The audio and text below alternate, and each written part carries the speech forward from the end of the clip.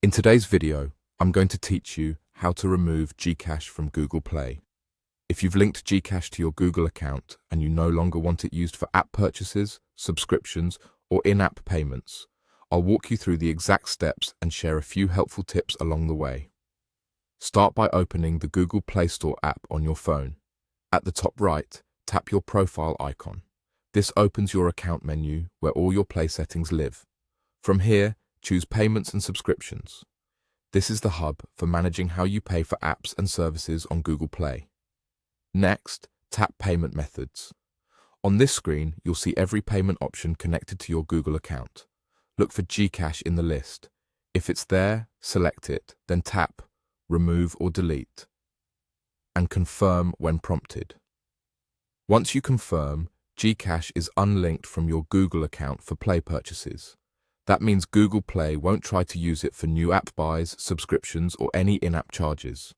If you don't see GCash listed here, don't worry. In many cases, it's managed through your Google Pay profile.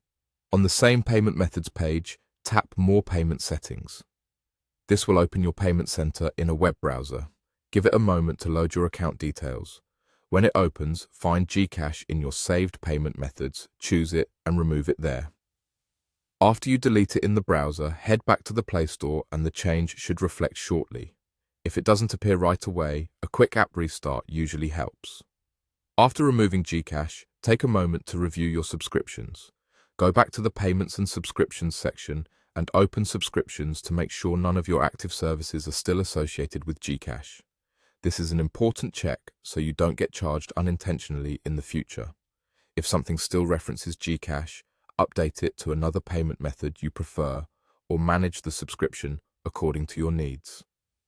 A couple of quick notes for a smooth experience. Make sure you're using the correct Google account if you manage more than one, and keep your Play Store app up to date so all the payment settings load properly.